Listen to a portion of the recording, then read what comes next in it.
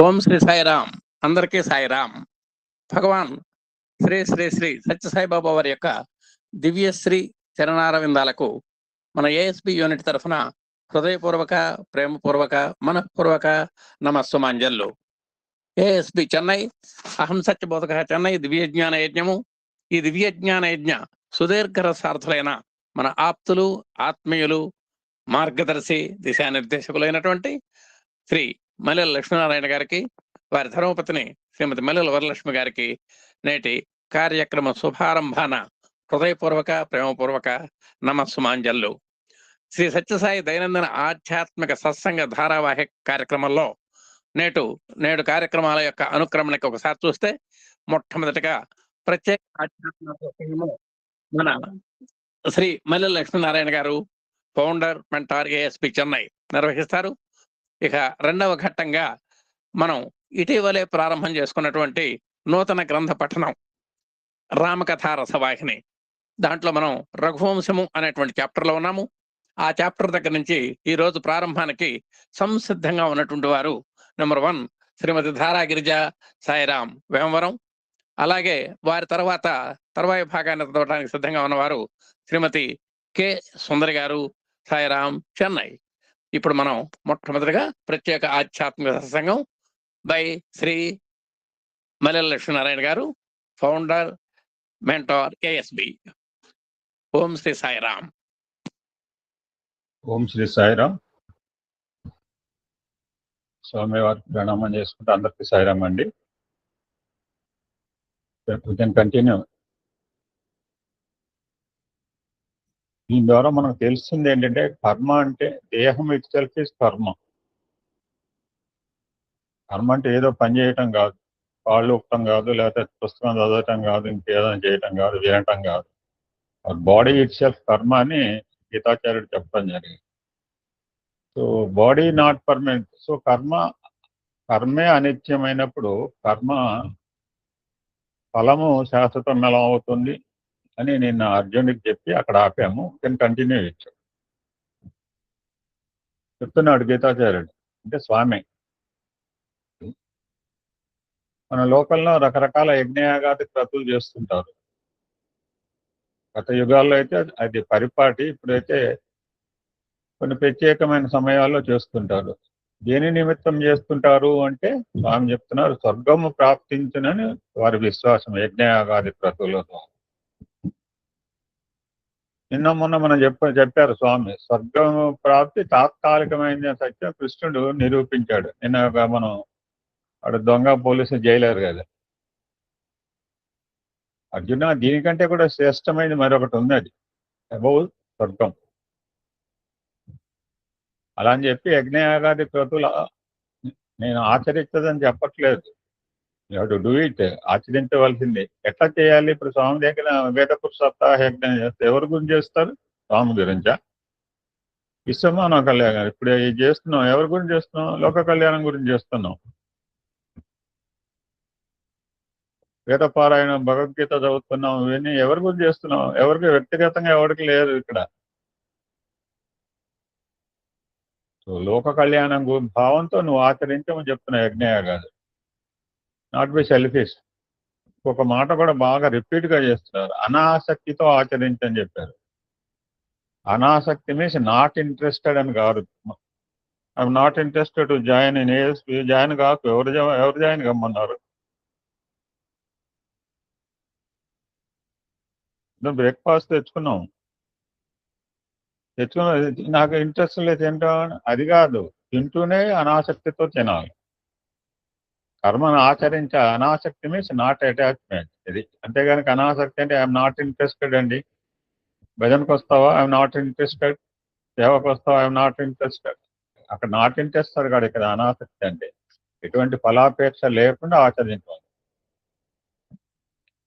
ఈ జగత్తుకు నువ్వు సుఖశాంతులు అందించాలనే ఉద్దేశంతో నువ్వు కర్మలు ఆచరించు. దానివల్ల ఆటోమేటిక్గా లోక కళ్యాణం కావచ్చు.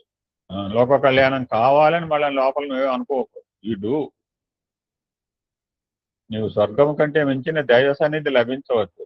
స్వర్గం కొంతకాలం మాత్రమే. పుణ్యంతో నువ్వు నివసిస్తావు. పుణ్యం ఎన్నోసార్లు చెప్పుకున్నావు, మళ్ళీ మధ్యలోకి రావాల్సిందే. సో ఇటువంటి క్షణభంగురమైన అనిత్యమైన అశాశ్వతమైన స్వర్గాపేక్ష మానుకోమని చెప్తున్నారు అర్జున్. మరి ఏం చేయాలి? దైవ సన్నిధియే పెన్నిది, నీ ప్రధాన గమ్యము అని భావించమంటారు. స్వర్గము కంటే మించిన శ్రేష్టమైన గమ్యము దైవత్వం. అంటే పిల్లలు చెప్తున్నారు కనుక ఎంత వివరంగా చెప్పాల్సి వచ్చింది స్వామి. Is all narration to Swami children. ఇంత సవివరంగా బహుశా ఎక్కడ చెప్పలేము గీత గురించి. సో నీ గమ్యం నువ్వు సరిగా అర్థం చేసుకున్నప్పుడు ఏమవుతుంది? బ్రహ్మవిత్ బ్రహ్మవిభవతి. నువ్వు బ్రహ్మతత్వాన్ని పొందగలవు. ఇంకొక మాట కూడా రిపీటెడ్గా చెప్తుంటారు, భగవద్గీత సర్వసంగ పరిత్యాగం గావించి అరణ్యానికి తపస్సు ఆచరణ ఎక్కడా చెప్పలేదు. ఈ మధ్య భగవద్గీత క్లాసులు పెడతామంటే తెలిసిన వాళ్ళు వస్తారు, తెలియని వాళ్ళు ఏమంటారంటే ఇప్పటి నుంచే చిన్నపిల్లల దగ్గర నుంచి భగవద్గీత ఎందుకండి, వాళ్ళు సన్యాసి అవుతాడో లేకపోతే త్యాగం అవుతాడో కాసాబాట్లు అని భయానికి లోనవుతుంటాం పేరెంట్స్. అటువంటిది ఏం లేదు ఇందులో. ఎంతోమంది భగవద్గీత బోధిస్తున్నారు, వారందరూ సన్యాసం తీసుకోరా, సర్వసంగ పరిత్యాగులు అయినారా? ఇంత ఎందుకు? సాక్షాత్ కృష్ణ పరమాత్మే అర్జునుడికి సన్యాసం స్వీకరించమన్నాడా? లేదు కదా. అండర్స్టాండ్ ద హ్యుమానిటీ, మానవత్వాన్ని అర్థం చేసుకునే నిమిత్తమే భగవద్గీత అంటారు. This is the essence of the Bhagavad Gita. నువ్వు మానవుడిగా ఎలా ఉండాలి, టు అండర్స్టాండ్ ద హ్యుమానిటీ, మానవత్వం అంటే ఎలాగ బతకాలి అని చెప్పేది భగవద్గీత. ఇంకో మాట కూడా చెప్తుంటారు చాలా మంది, ఇది ఆఫీస్ పని అండి, ఇది నా ఇంటి పని అండి, ఇది స్వామి పని. Will bifurcate like this. చేసిన వాళ్ళమే, నేనే చేశాను, తర్వాత అర్థం చేసుకున్నాను. నా పని లేదు, ఆఫీస్ పని లేదు, దేవుడి పని లేదు. ఇంకొక ముఖ్యమైన ఎసెన్స్ ఆఫ్ భగవద్గీత ఏంటంటే వేదాంతాన్ని వ్యవహారాన్ని దగ్గర తీసుకొచ్చింది. వేదాంతం ఇప్పటి నుంచి ఎందుకండి? వ్యవహారాన్ని వేదాంతాల్లో దింపింది. వేదాంతాన్ని వ్యవహారాలకు మారుస్తుంది, వేదాంతం వ్యవహారాలు ప్రవేశించడమే కాకుండా వ్యవహారము వేదాంతంలో ఉంది. మనం చెప్తున్నాం, ఒక 10 చెట్లు నాటమని చెప్పాం. ఒకడు మామూలుగా నాటుతాడు, ఒకడు భక్తి భావంతో నాటుతాడు. అది వ్యవహారికంలో వేదాంతం అనమాట. సో భగవద్గీత ఏం చేస్తే స్పిరిచువాలిటీని లౌకికాన్ని రెండు సమన్వయం చేస్తుంది. మనం అనుకుంటాం ఎంత వ్యవహారిక ప్రపంచంలో బతుకుతున్నాం అనుకుంటాం. మానవత్వం, జీవనోపాధి అవసరమే తినటానికి. జీవనోపాధి జీవిత పరమార్థాన్ని కూడా బోధిస్తుంది భగవద్గీత.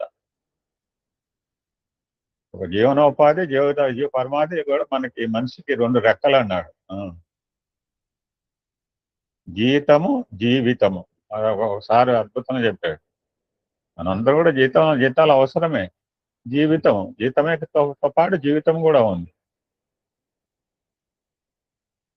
సో మరలా అదే మాట, నువ్వు కృష్ణ అర్జున నువ్వు కర్మలు ఆచరించు, కానీ అనాసక్తితో ఆచరించచ్చు, నువ్వు కర్మకి బద్ధులు కావు. No attachment.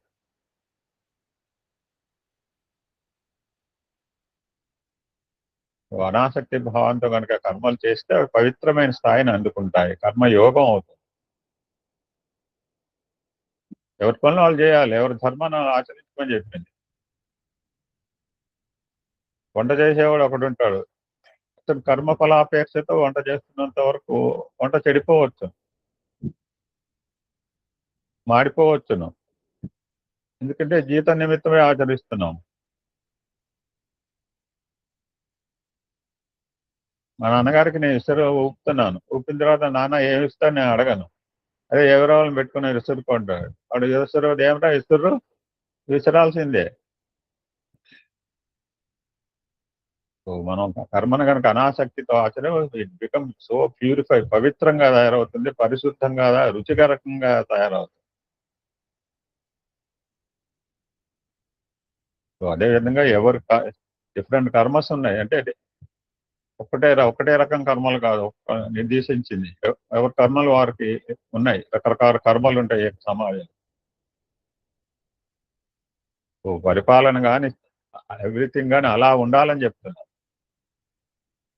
సో ఆసక్తితో ఆచరించితే కర్మ ఫలితం మంచి చెడ్డలు ఉండవచ్చు, హెచ్చు తగ్గులు ఉండవచ్చు. మా మేడం స్కూల్కి వెళ్ళింది, అప్ అండ్ డౌన్ దింపాడు ఆటో, పైకి వచ్చాడు, డబ్బులు లోపల ఏదో ఊహించుకుంటూ ఉంటాడు. రెండు ట్రిప్పులు ఇంటికి వచ్చాను తీసుకెళ్ళాను అనుకోవచ్చు. ఆశలు పెరిగే అవకాశం ఉంది. ఎవరన్నా ఇట్లా చేశారంటే జనక మహారాజు అనాసక్త భావంతో రాజ్యాన్ని చేశాడని చాలాసార్లుగా స్వామి చెప్తూ, that's why become rajayogi. So continue చేస్తూ మనకి 2 రకాల దృష్టి ఉంటాయి. ఎస్ఏ సాయి, ఎస్ఏఓ. See always outside, see always inside. బాహ్య దృష్టి కలవారు కొందరు, అంతర్దృష్టి డెవలప్ చేసుకున్నవారు మరికొందరు. ఇప్పుడు బాహ్యంగా చూస్తున్నామంటే నాకు స్వామి ఎదురుగా ఉన్న స్వామి యొక్క మూర్తి ఉన్నారు. ఫోటో అనకూడదండి మేడం, విగ్రహం అనకూడదండి, మూర్తి. స్వామి దర్శనం చేసుకుంటున్నాను అనాలి కానీ షుడ్ నాట్ సే స్వామి సమాధి.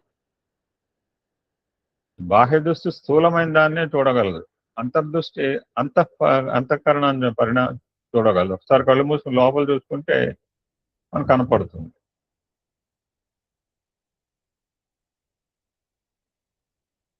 ఒకానొక సమయంలో శుకుడు మిథిలాపుర ప్రాంతంలో సంచరిస్తూ వచ్చాట. ఈ మాట జనకుడు చెవిలో పడింది. ఇంకా ఎక్కడున్నాడో తెలియదు. గుర్తించే నిమిత్తమే కొంతమందిని పంపించాడు. వారు తెలుసుకుని వర్తమానం తీసుకొచ్చారు. ఇక సమీపంలోనే ఒక ఆశ్రమంలో ఉంటున్నాడు తెలుసుకున్నాడు. అటువంటి మహనీయుడు వచ్చినప్పుడు దర్శించడం మన బాధ్యత. మంత్రులతో సహా ఆశ్రమం సందర్శించాడు. నేను చక్రవర్తిగా ప్రవేశించలేదు, ఒక సాధకునిగా, ఒక దాసునిగా అతని చెంత చేరాడు. అహంకారం అంతే అనదొక్కాడు. శుకుడు కొంతమంది శిష్యులతో చేరి వేదాంతం కూడా చేస్తున్నాడు. ఆయన చెప్పినంతసేపు కూడా ఈయన ఏకాగ్రంగా వింటున్నాడు. సాయం సమయం అయింది, సెలవు తీసుకుని వెళ్ళిపోతే, స్వామి నిత్యము తమ వేదాంత బోధనలు నేను కూడా చేరవచ్చునా అని అడుక్కున్నాడు. ఆ పదం చూడండి, ఏ కింగ్, ఒక రాజు అడిగాడు కూడా అనలే స్వామి, అడుక్కున్నాడు అని పదం వాడాడు. అడుక్కోవడం అంటే నాట్ బెగ్గింగ్. ఎందుకంటే వేదాంతం అనేది ఒకటి సొత్తు కాదు. స్వామి నేను చెప్తున్నారు, యాక్చువల్గా చాలాసార్లు అన్నారు ఓంకారం అని చెప్పే అర్హత లేదు, but Swami has given permission to say Om. ఎవరికి అభిరుచి కలదు, ఎవరు దీన్ని ఆనందించాలో, ఎవరు గమ్యం చేరాలని ఆశిస్తారో వాళ్ళు తప్పకుండా వాళ్ళందరికీ రైట్ ఉంది. ఎవరు బాగున్నామని అందరూ బాగున్నామని చెప్పచ్చు. ఎవరు జ్యోతిర్మయ తత్వాన్ని దర్శించవచ్చు, అందరికీ ఎలిజిబిలిటీ ఉంది. ఎవరు సాధన చేస్తారో వాళ్ళకి ఉంది. అంతేగాని ఫలానా వాళ్ళకైనా ఎక్కడా లేదు. యూ కెన్ కమ్, తప్పక రామని ఆజ్ఞ వేశాడు. జనకుడు ఇంటికి వచ్చాడు, 2వ దిన సాయంకాలం కూడా వెళ్ళాడు. ఆ విధంగా కొన్ని రోజులు వేదాంత గోష్ఠిలో కూర్చోవడం వల్ల ఆయన మనస్సు పరిపక్వం చేసుకున్నాడు.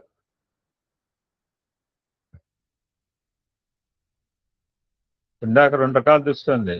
జగత్తు బాహ్య దృష్టి, అంతర్దృష్టి జనకునకు. డిఫరెన్స్ నిరూపించాలనుకున్నాడు. మిథిలాపురం సమీపానికి వచ్చి చేరాడు. ఒక ఎత్తైన ప్రదేశంలో పర్ణశాల నిర్మించాడు. ఎందుకంటే ఆ ప్లేస్ నుంచి చూస్తే క్యాపిటల్ మిథిలాపురం కనపడుతుంది. చాలా మంది శిష్యులు ఉన్నారు.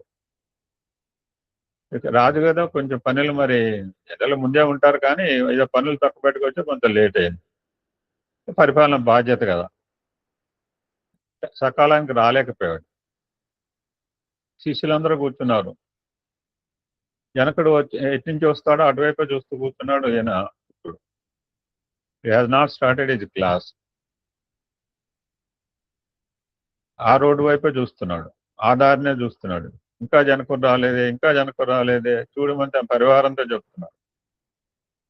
ఇక అక్కడ ముందు కూర్చున్న శిష్యులంతా కదా చెవులు కొట్టుకుంటున్నారు. చూడండి, మన గురుగారు ఏం ఆపేక్ష లేదంటాడు, సర్వసంగ పరిత్యాగ అంటాడు. అటువంటి ఆయన అప్పుడు చక్రవర్తి రావటం గురించి ఎదురు చూస్తున్నాడు. మనం అంటే కేర్లెస్సా? మనం అంతా శ్రద్ధాభక్తులతో ఉంటాం, రెడీగా ఉన్నాం కదా, ఇంకా క్లాస్ స్టార్ట్ చేయలేదు. ఏదో సినిమాలో ఉంటుందన్నమాట. ఆయన రానియండి అంటే ఆయన లేకపోతే పూజ చేయరా, మొదలు పెట్టరా అంటాడు నాగభూషణం. అప్పుడు వచ్చిందో చెప్తాడు, ఈసారి ఇక నుంచి నా గురించి వెయిట్ చేయకండి అంటాడు. ఏ సినిమా ఎవరైనా చెప్పగలరా? వచ్చిన ఆయన నాగభూషణం,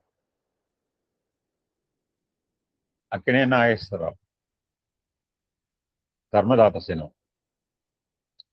సో సిద్ధంగా ఉన్నప్పటికీ మన కోసం వేదాంత రకరకాలుగా చెప్పుకున్నారు, పైకి అంటలేదు మర్మరి.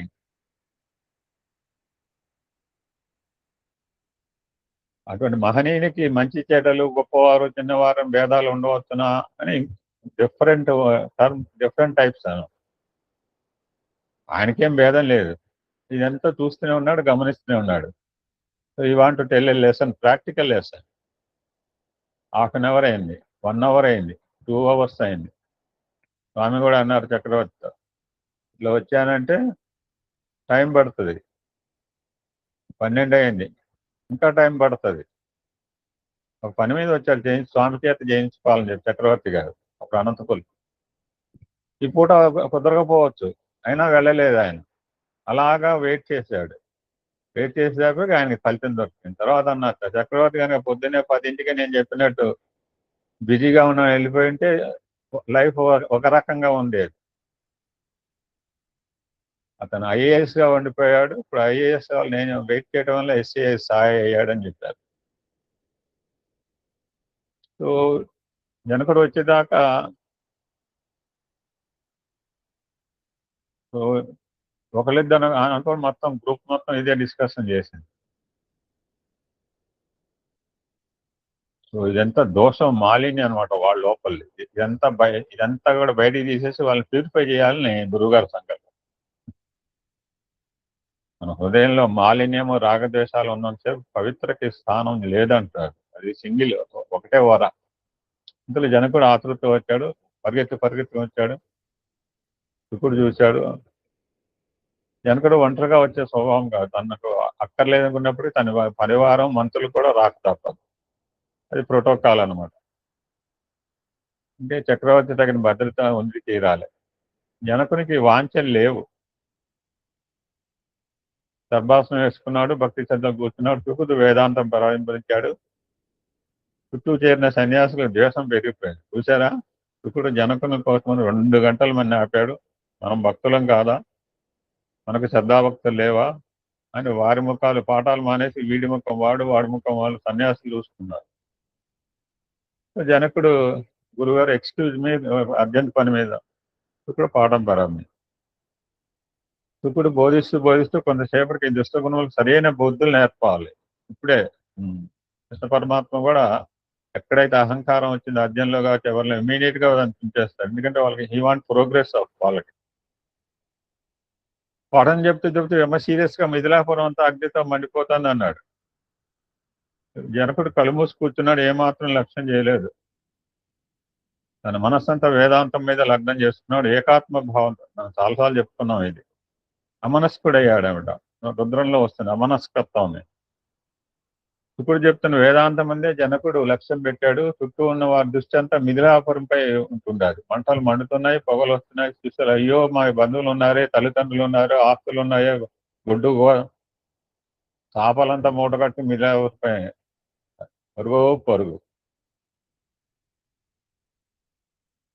వెళ్ళ ఉన్న అభిమాన మమకారాలు బయటపడ్డాయి. కొంతసేపు అయ్యేటప్పుడు శుకుడు, జనక నీ అంతఃపురంలో కూడా అగ్ని ప్రవేశించింది అని అన్నాడు. ఏమాత్రం కదల, అనాసక్తితో ఉంటున్నాడు.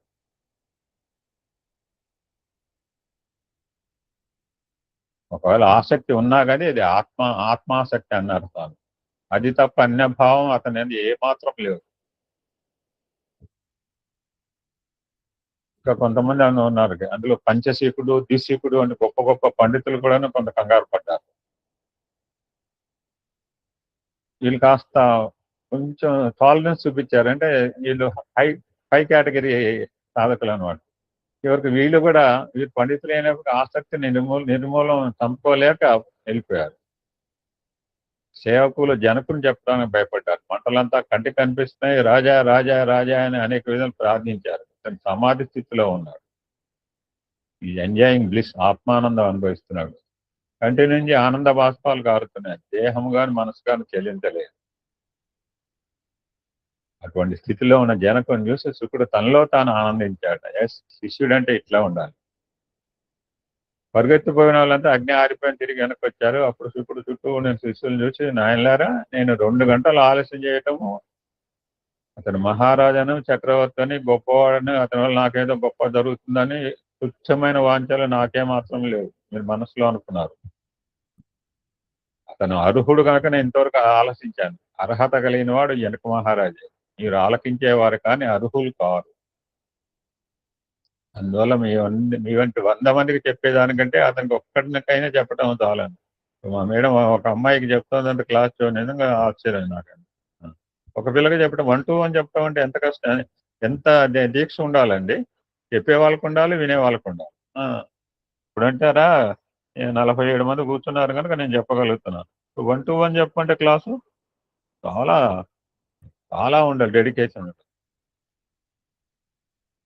ఆసక్తి, మమకారం, అభిమానం, దురహంకారంతో కూడిన వారికి చెప్పి ప్రయోజనం లేదు.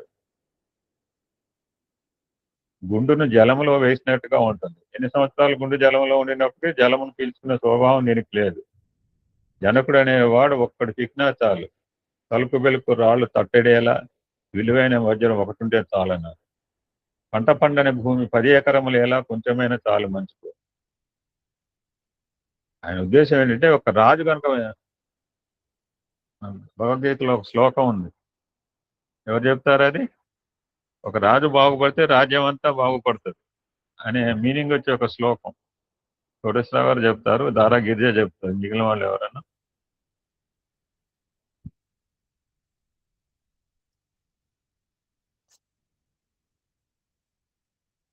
దారా గిరిజ చెప్పు. యజ్ఞతో స్టార్ట్. చెప్పమ్మా. యజ్ఞదాచరతి శ్రేష్ఠ తత్తదేవేంద్రోజనః సయత్ ప్రమాణం కృతే లోకస్పదను వర్తతే. శుకుడి యొక్క భావన అది.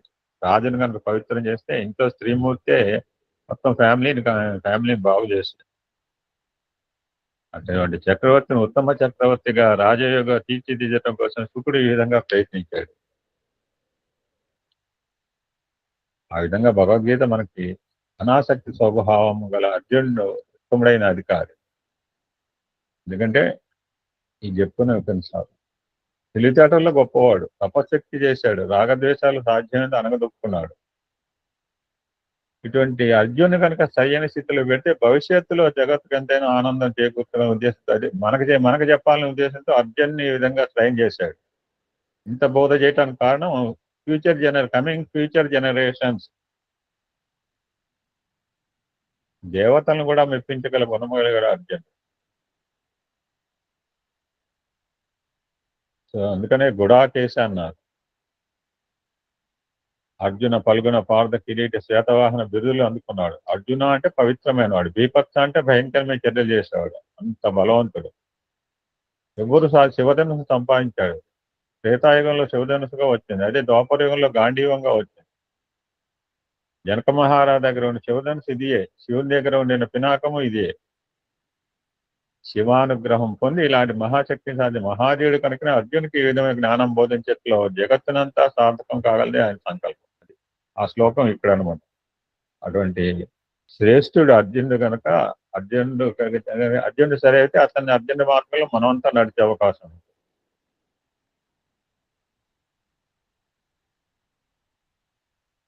మనం ఆహారం నోటి ద్వారా జఠరరసానికి అందించేటప్పుడు జఠరరసం సర్వాంగానికి సప్లై చేయగలదు. అర్జునుడికి మాత్రమే ఇది అందించినప్పుడు అర్జునుడు యావత్ జగత్తులకు ప్రసరింప చేయగలడు అని ఆయన ఎన్నుకున్నాడు. సో అతని పేరే పార్థుడు, కనుక పృథ్వీపుత్రుడు. అందరూ పృథ్వీపుత్రులే, అందరం కూడా వినాయకుడు కూడా అదే పేరు.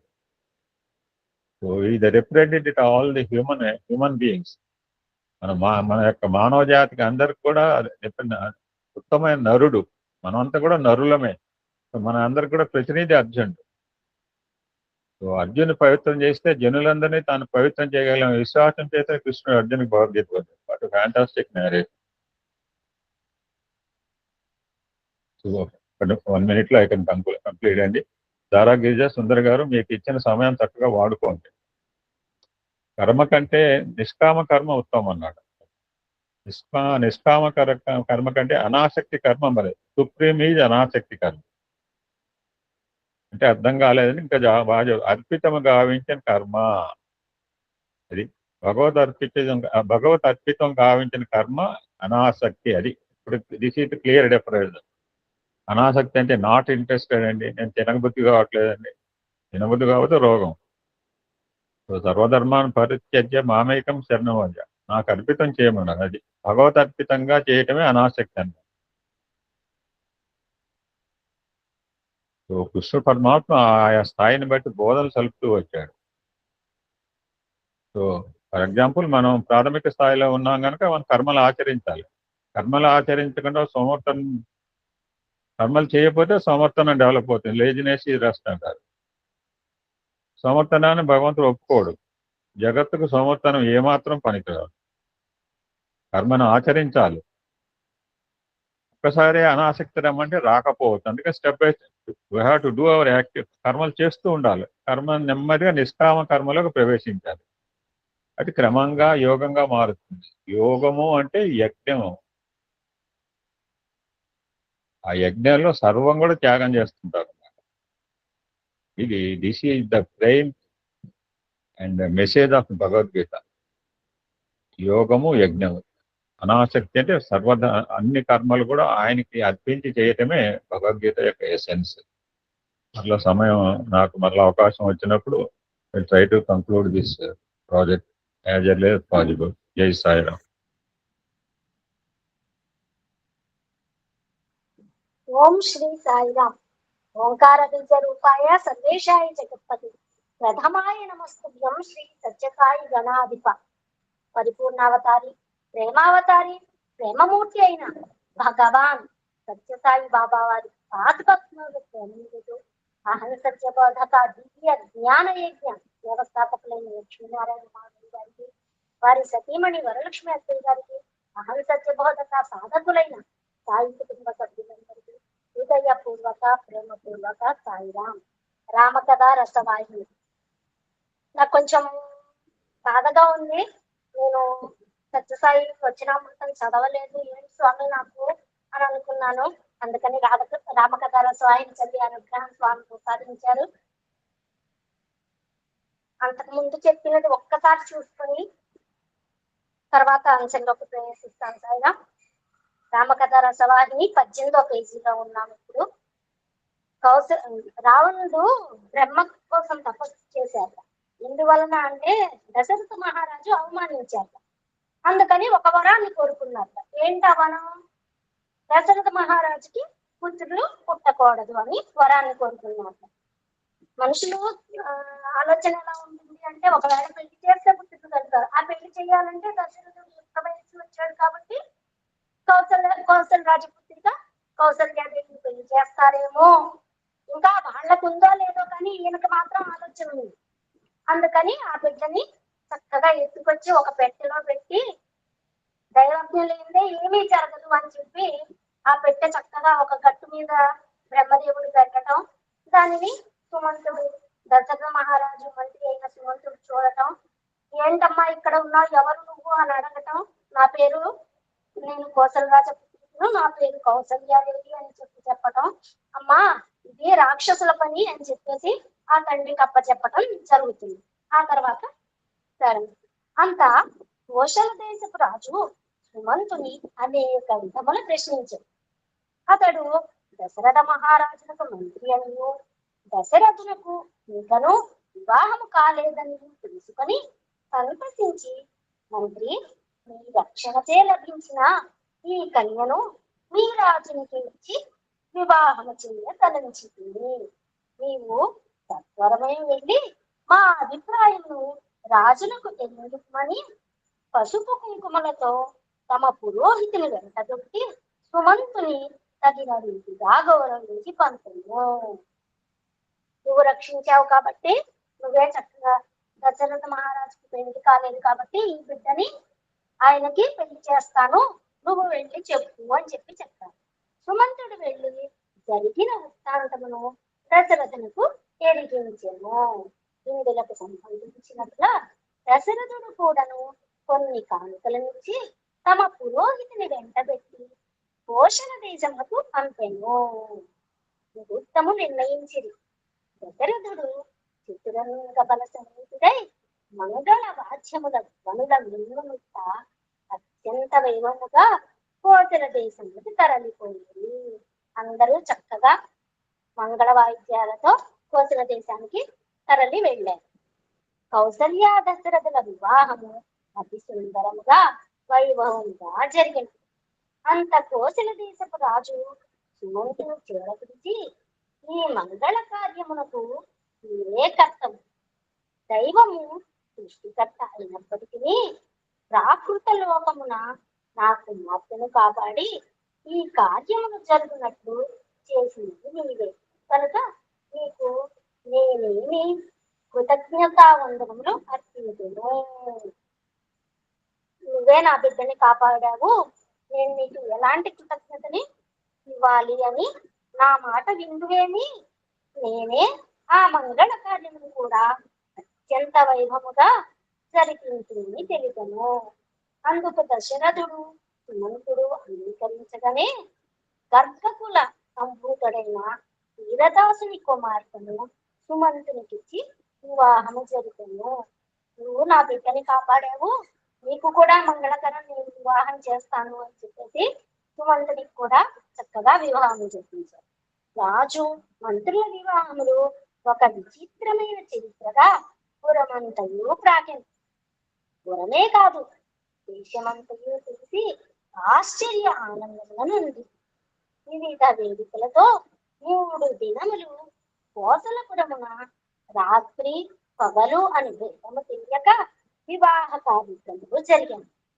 4వ దినమున దశరథుడు తన రాణి అయిన కౌసల్యతోనూ పరివారముతోనూ, సుమంతుడు తన ధర్మపత్నితోనూ పరివారముతోనూ బయలుదేరి వీధులందు అనేక నృత్య గాన వైభవములు జరుపుతున్న అయోధ్యానగరంలో ప్రవేశించింది.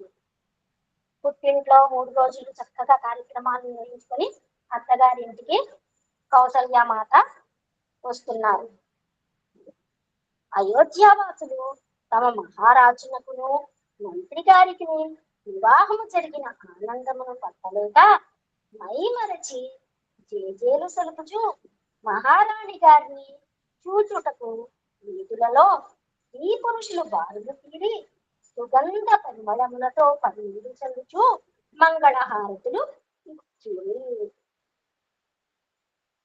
రాజు పురమున ప్రవేశించి తన కార్యక్రమములు తాను యథావిధిగా ఆచరిస్తూ రాణితో కూడి అప్పుడప్పుడు వన విహారము సర్దుతూ ఈ రీతిగా కాలము గడుపుచుండెను. దినములు, నెలలు, సంవత్సరములు గడిచినవి. రాజునకు కొంత నిరాశ ప్రారంభమాయను. పుత్రులు లేరను కొరత పీడింపదొడగను. పండితుల సలహాలను, మంత్రుల అభీష్టములను పట్టపురాణి అయిన కౌసల్యాదేవి సంతృప్తిని పురస్కరించుకొని సుమిత్రను వివాహమాడెను. వివాహం అయి చాలా కాలం గడిచింది, కానీ పుత్రులు లేరు అన్న బాధ ఆయనకి వచ్చేసరికి పట్టపురాణి అనుజ్ఞతో సుమిత్రని వివాహం చేసుకున్నారు. ఆమె పేరుకు తగిన గుణవతి. కౌసల్య సుమిత్రులు ఒకే తల్లి బిడ్డల కంటే అధిక ప్రేమతో ఒకరినొకరు అనుసరించి సహన, త్యాగ, కరుణలతో వెలుగుచుంది. ఎంతకాలమైనను రాణులు ఇరువురికి ఎట్టి శుభ సూచనలు కనిపించకుండాటచే ఇక తమకు పుత్రులు పుట్టరను నిరాశే వారిరువురి సలహాను అనుసరించి దశరథుడు కాశ్మీర దేశపు కేకయ్య రాజు కూతురు కైక అను సౌందర్యాసిని పెండ్లాడెను. ఈ కైకను పెండ్లాడుటకు పూర్వము కేకయ్య రాజు కొన్ని నిబంధనలను పెట్టాను. కైక యొక్క తండ్రి కొన్ని నిబంధనల్ని పెట్టారు. 1, తన కుమార్తెయగు కైకకు పుట్టిన పుత్రునికే రాజ్యాధికారము ఇవ్వవలెననియు అట్లు ఒప్పని పక్షమున తన కుమార్తెను దశరథునికి ఇచ్చుటకు వీలు కాదనియు గర్భునితో కబురంపగా కైకేయి యొక్క రూపురేఖలను చిత్రముగా వినియోగించుట చేతను అట్టి ఇల్లాలు తనకు దక్కవలననియు హిందూ హృదయముతో నుయ్యుళ్ళూరుచున్న దశరథుని మనోభావములను కౌసల్యాసుమతులు గమనించి పతి ఆనందము కంటే మాకు వేరేమి కావలను, అతని అభిష్టమును తీర్చుటే మా విధి అనియును అయోధ్య చక్రవర్తులకు ధర్మ విరుద్ధమైన పుత్రులు పుట్టరనియు ఈనాడు దశరథుడు మాటిచ్చును కైకకు పుట్టునట్టి పుత్రుడు మహాధర్మపరుడు అగునని తలంచి ఇరువురు చేతులు జోడించి రాజును ప్రార్థించింది. ఇంత చక్కగా చెప్పారు. భర్త సంతోషమే మాకు ఇది అని చెప్పి ఆయన కడుపున కైకేయి కడుపున ధర్మపుత్రుడే పుట్టాడు, కానీ ఎలాంటి వాడు పుట్టాడో మాకు ఇష్టమే అని చెప్పేసి చాలా చక్కగా తెలియజేశారు. స్వామి, మీ సుఖ సంతోషముల కంటే మాకు మీరు ఆనందమేమున్నది? ఏకయ్య రాజు కోరినట్టుననే మీరు అంగీకరించి కైకను వివాహమాడి రఘువంశమును నిలబెట్టురు. ఇందుకు మీరు మాత్రము యోచించనక్కరలేదు అని వారు ఉత్సాహం చూసి మరింత ప్రోత్సహించుట చేత ఏకయ్య రాజు పెట్టిన హక్కులను తప్పక ఒప్పుకొందుననియు వివాహమునకు తరలి వచ్చుచున్నామనియు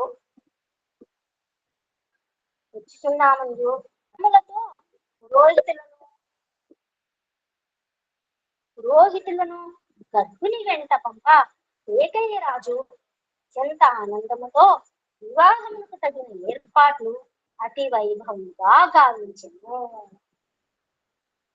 ఇరువురు రాజులతో దశరథుడు పరివారముతో ఏకయ్య రాజు రాజ్యం చేరి కైకను వివాహమాడి ఇరువురు రాములతో చుక్కల నడుమ చంద్రుడి వలె అయోధ్య నగరమున ప్రకాశించుచుండెను.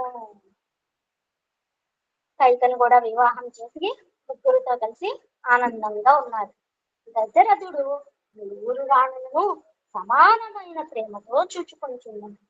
రాణులు కూడాను ఎట్టి భేదములు లేక భయభక్తులతో ధర్మ కర్మలతో పతియే దైవమను భావముతో పతి ఇష్టములకు అడ్డు చెప్పక అతని ఆనందమునకు అంతరాయము కలిగించక దేహములు వేరైనను ప్రాణములు ఒక్కటా అన్నట్లు ముగ్గురు అన్యోన్యముగా మెలుగుచుంది. ముగ్గురు వేరు వేరు చోట నుంచి వచ్చిన కొంత సోదరీమణులాగా చాలా చక్కగా అన్యోన్యముగా ఉంటున్నారు. శ్రీరామ జననం కాలముడు గడిచిన కొలది రాజులకు రాణులకు యువావస్థ దాట గడగను, అంటే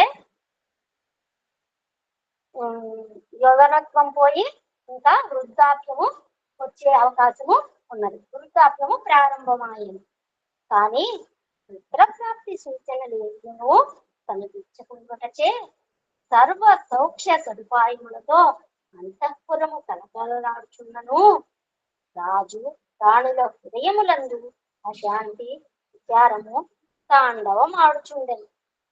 ఒకనాటి సాయంకాలము రాజు రాణులు నలుగురును ఒక చోట చేరి అయోధ్య భవిష్యత్తు పరిపాలకుడు ఎవరా అని పరిపరి విధములా ఎవరికి తోచినట్ల వారు యోచించు కడకు ఏమిని నిర్ణయించుకొనలేక నిరాశ హృదయులే రేపటి తెల్లవారి కులగురువైన వశిష్ఠుల వారిని రప్పించి కర్తవ్యమును విచారించడం మంచిదని దృఢము చేసుకొని ఎవరి వసతులకు వారు భారమైన హృదయంతో బయలుదేరింది.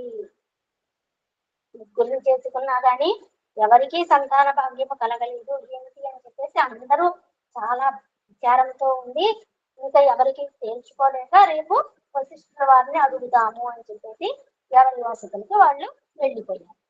మరుదినము తెల్లవారగానే మంత్రులను పండితులను రప్పించి కులగురువగు వశిష్ఠుల వారిని పిలిపించి ఈ సప్త ద్వీపయుతమగు వసుంధరను పాలించు భవిష్యత్తు రాజవరా అనే అంశంపై చర్చలు ప్రారంభించి మహారాజు నిరాశ మనస్కుడై గురువుల వారిని అనేక రీతిలో ప్రార్థించి ఇందుకు తగిన సలహాను ఆశీర్వాదమును అందించమని కోరెను. వశిష్ఠుల వారిని మిగతా మంత్రుల్ని అందరినీ పిలిచి దీనికి ఏమి చెయ్యాలో చెప్పమని అడుగుతాను. అంత వశిష్ఠుల వారు దీర్ఘాలోచన తెలిపి కన్నులు తెరచి, రాజా, మీరింత విచారించనక్కరలేదు. అయోధ్యకు పతి వియోగము సంప్రాప్తించదు. నిరంతరం మంగళమునే అందుకొను. ఈ వసుంధర నిత్య కళ్యాణము పచ్చని తోరణములతో కలకళలాడుతూ కిలకిల ధ్వనులతో ధర్మరక్షణ సాగించటం. వేరు వేరు రాజకుమారుని ఈ రాజ్యాధిపతిగా చేయ నేను అంగీకరించను. ఎవరైనా ఉంటే చెప్పు, వాళ్ళని చేస్తానంటే వశిష్ఠ మహర్షి చెప్తున్నారు, ఈ రాజ్యంలో ఇంకొకరు అక్కవసరం లేదు, నేను దాన్ని అంగీకరించను. దైవ కటాక్షము అపారం.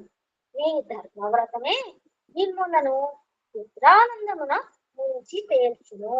ఇక ఆలస్యము చేయక విభాండక మహాముని కొడుకగు ఋష్యశృంగుని పిలిపించి అతని చేత తగిన ఏర్పాట్లు గావించి పవిత్రమగు పుత్రకామేష్టి యాగమును గావించుడు. తప్పక నీ మనోరథము మనోరథం నీడేను అంటే తీరుతుంది అని నిస్సంశయంతో పలికిన పదములను తెరలో నుండి వింటూ ఉన్న రాణుల హృదయములు ఆనందముతో నిండెను.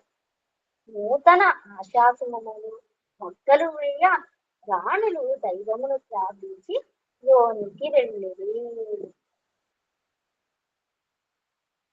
మహారాజు విభాండక మహాముని కుమారుడకు విశ్వసింగుని పిలిపించుటకు తగిన వారెవ్వరా అని విచారించి తన బాల్య స్నేహితుడు అంగదేశపు రాజుకు రోమపాదుని పిలిపించి అతనితో తగిన ఏర్పాట్లు గావించెను.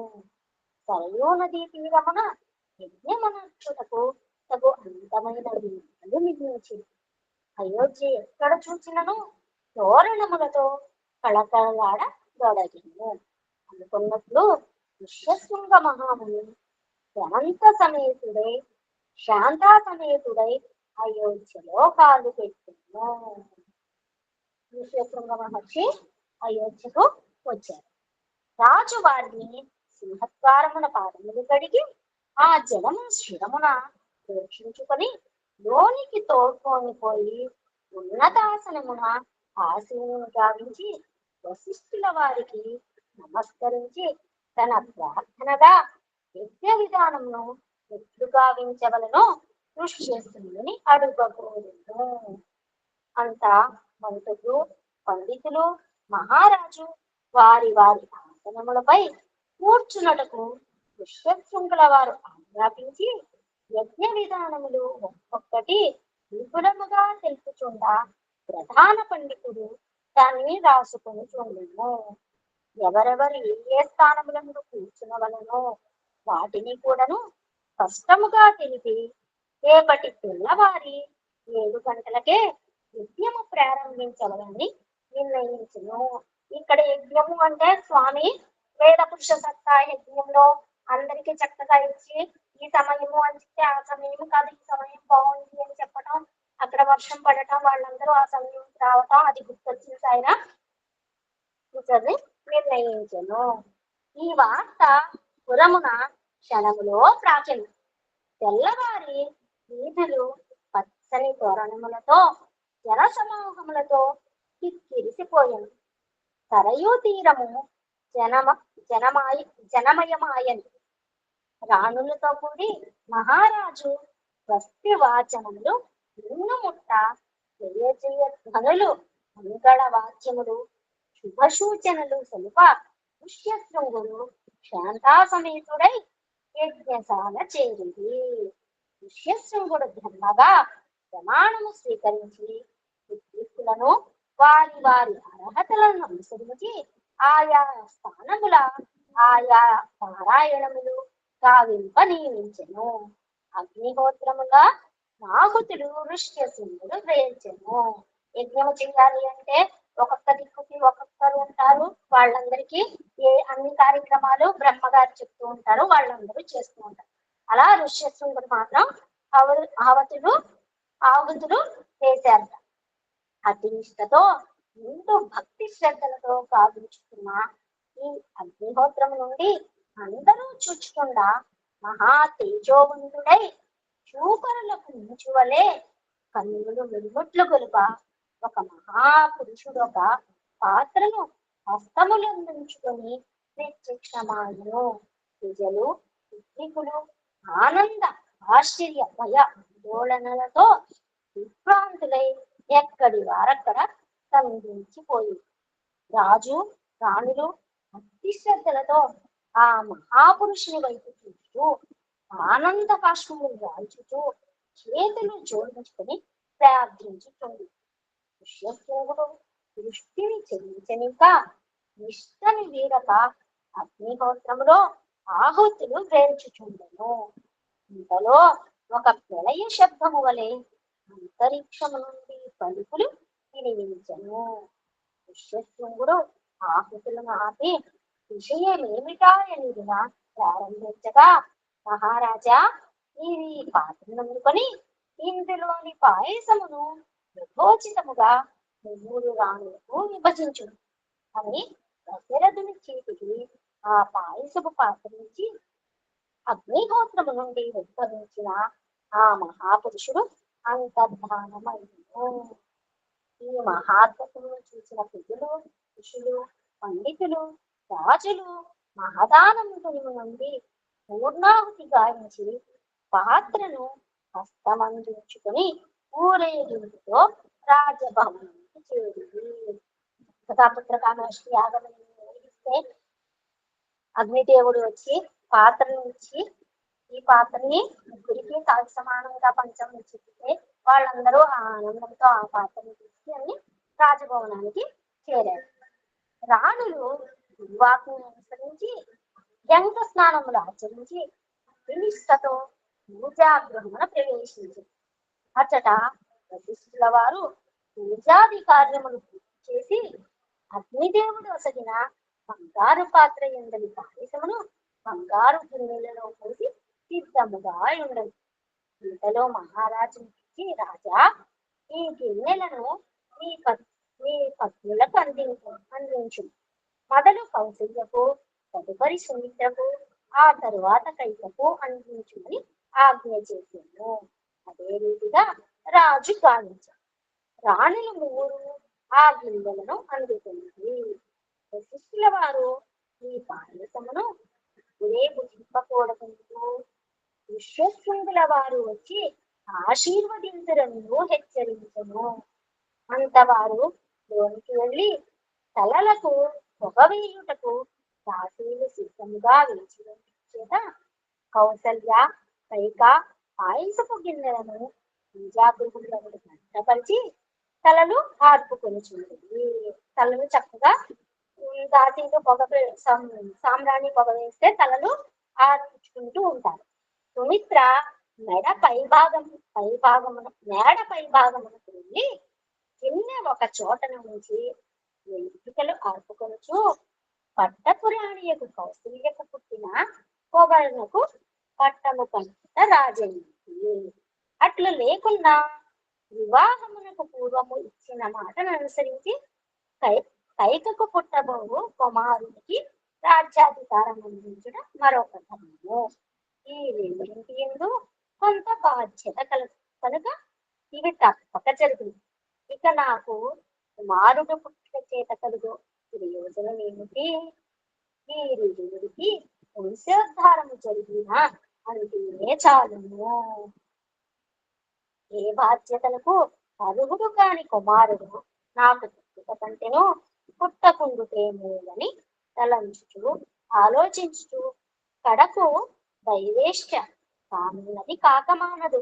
గురువాజ్ఞ రాజాజ్ఞ అని లోనికి వెళ్ళవలని అనుకుంటున్నగానే ఎక్కడి నుండి వచ్చాను ఒక గరుడుని వచ్చి ఆ బంగారు గిన్నెను తన్నుకొని పోయాను.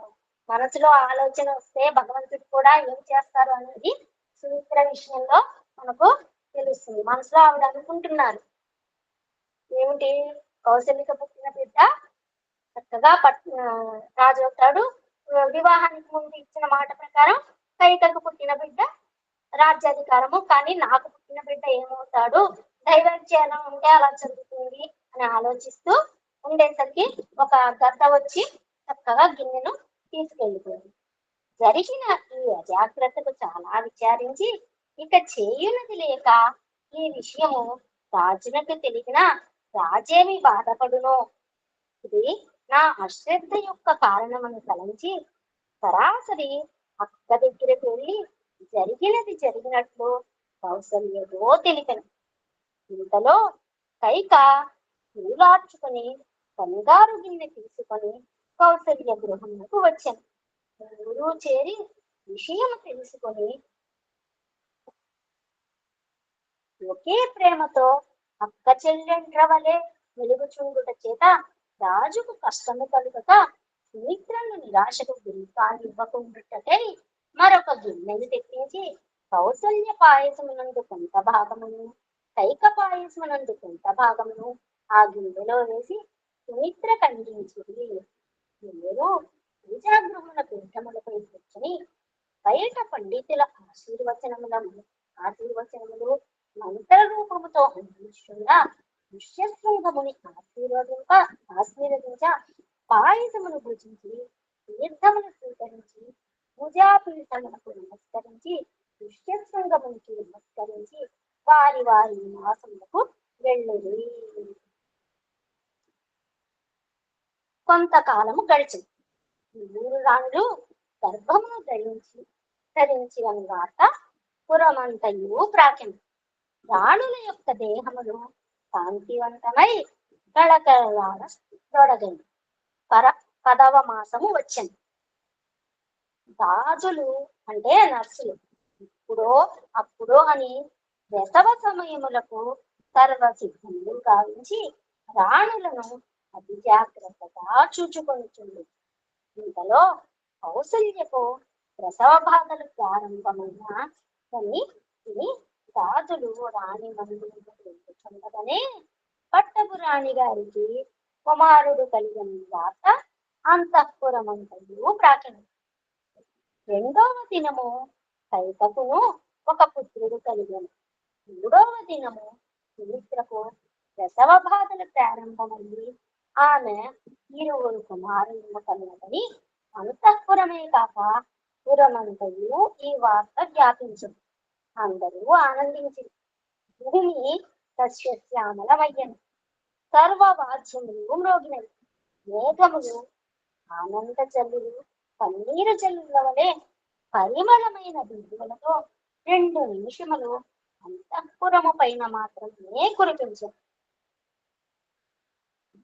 స్వామి పుట్టేటప్పుడు కూడా అక్కడ ఎన్నో పుట్టకకు ముందే ఎన్నో వాయిద్యాలు మూడుతున్నాయి అని చెప్పటం, వెళ్ళి ఆయన పొన్నమరాజు గారు అడిగితే మీరు ఇంట్లో ఎవరైనా ప్రసవంలో ఉన్నారా అని అడగటం, భగవంతుడు ఆవిర్భావం జరగబోతోంది అని చెప్పడం. అలానే మేఘములు కూడా ఆనందంతో శ్రీరామ జననామకి 2 నిమిషాలు అంతఃపురం మాత్రమే కురిపించారు. ఓన్లీ అంతఃపురం వరకే ఆ ఆనందాన్ని ఆ మేఘములు కురిపించేట వర్ష రూపంలో.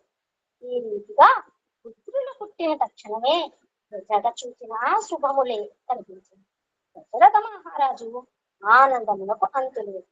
కుమారుడు ఒక్కడైనను లేదని విచారించుకున్న సమయమున 4 పుత్రులు ఒకే పరి కలిగిన వార్త వర్ణనాతీతమైన ఆనందము.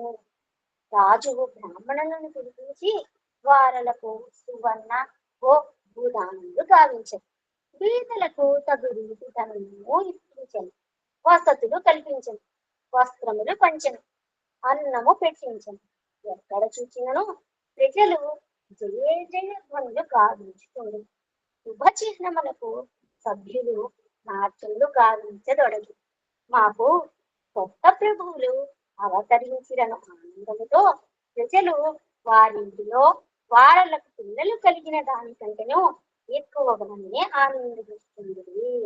కొందరు స్త్రీలు తమ రాణులకు కొమరులు కలిగినది భగవత్ కటాక్షమే అని విశ్వసించి భగవంతునకు ధన్యవాదములు అన్నట్లు పూజలు గావించి వాళ్ళ ఒక చిన్న పిల్లవాడు మన ఇంటికి వస్తే మనం ఎంత ఆనందం పొందుతామో ఆ పిల్లవాడిని చూసి, అలానే వాళ్ళకు పుట్టినట్టే అక్కడున్న దాసీలు అందరూ కూడా ఇదంతా భగవత్ కటాక్షమే అని చెప్పి వాళ్ళందరూ చాలా భగవంతుడికి ఆనందంగా పూజలు గావించారు.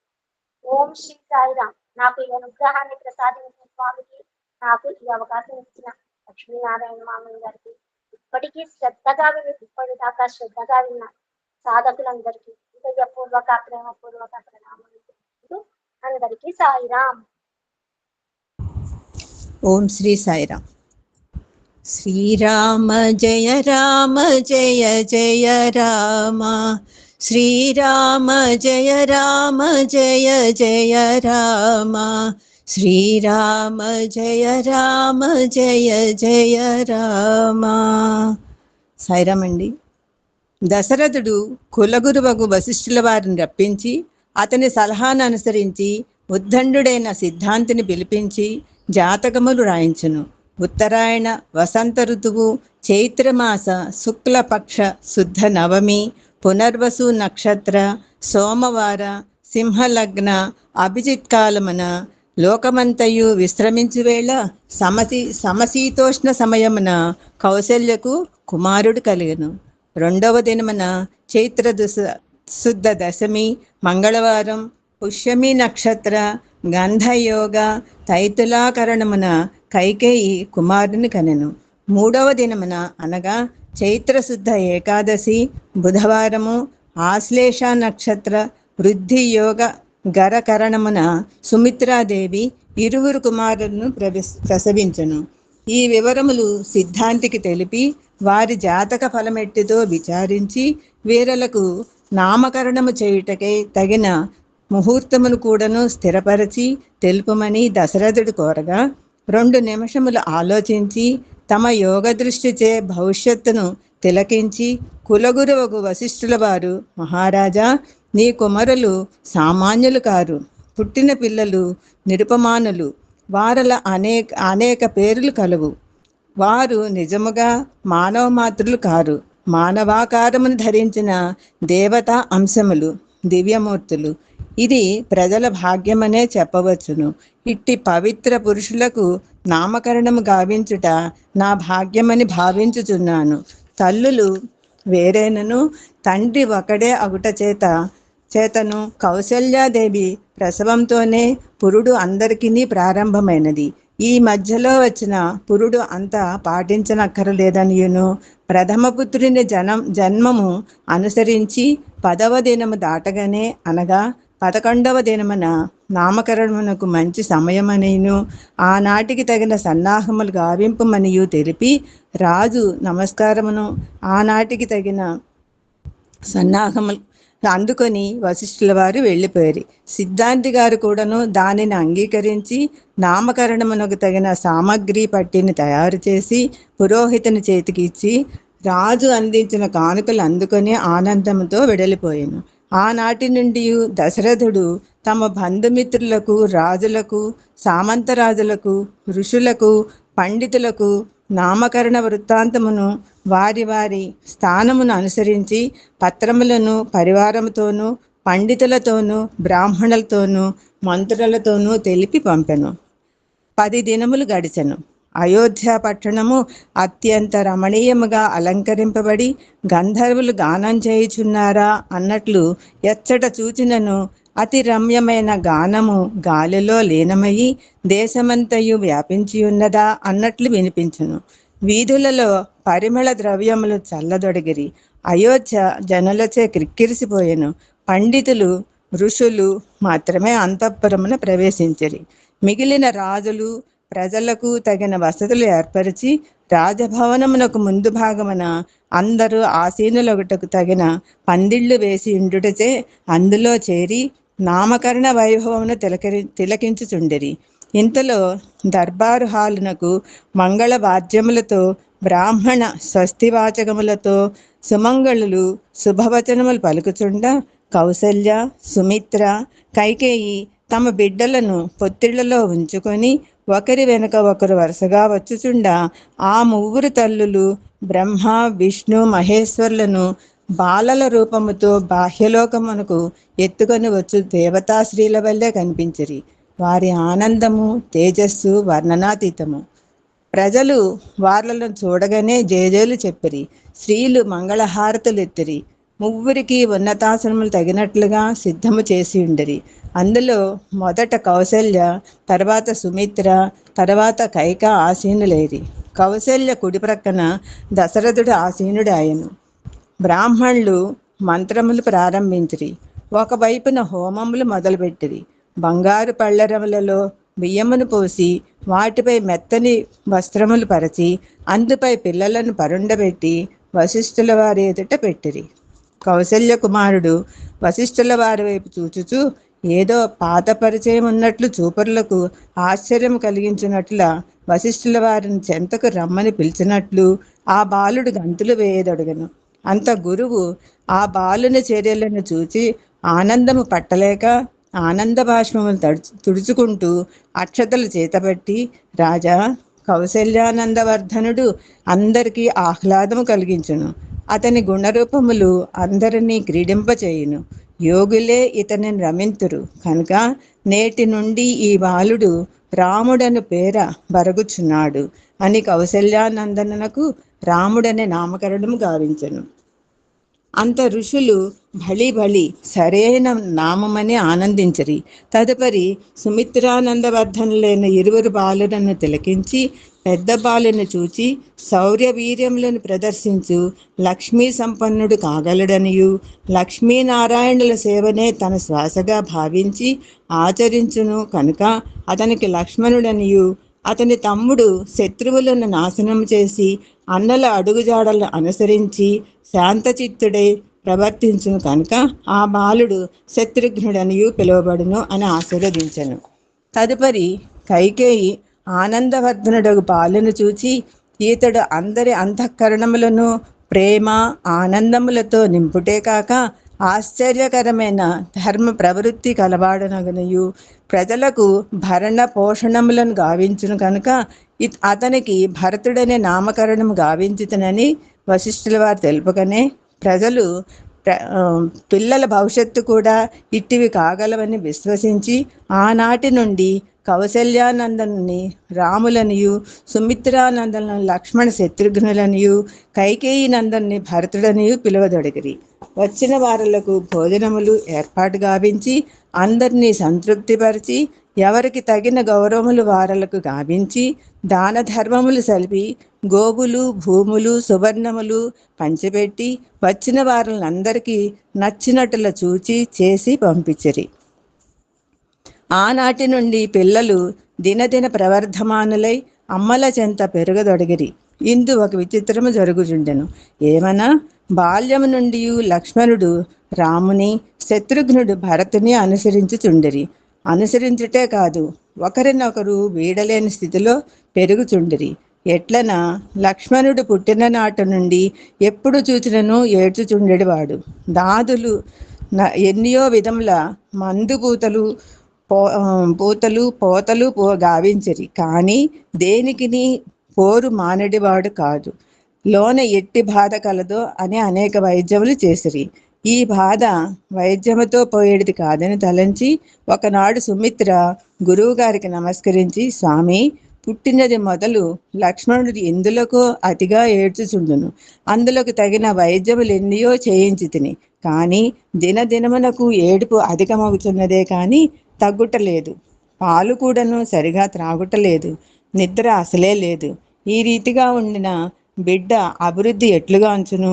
దీనికి కారణం తెలిపి ఆశీర్వదించుడు అని వివరములు తెలుప వశిష్ఠుల వారు ఆలోచించి, రాణి, అతని బాధ వేరు, మీరు చేయి వైద్యము వేరు. ఆ ఆరాటము మానవులు గుర్తించుటకు వీలు కానిది. అతనికి దేహ సంబంధమైన బాధలేమీనూ లేవు. నేను చెప్పినట్లు చేయము. ఆ క్షణము నుండియే బాలుడు ఏడుపు మాని సుఖముగా ఆడుకొనును. ఇప్పుడే బాలుని తీసుకొని పోయి రాముని ప్రక్కలో పరుండబెట్టుము, దీనికి ఇదియే దివ్య ఔషధము అని ఆశీర్వదించి వెళ్ళెను.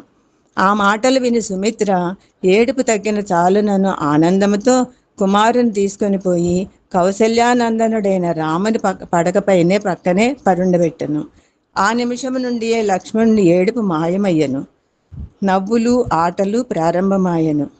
చూచువారులకు గొప్ప ఆశ్చర్యమును కలిగించెను.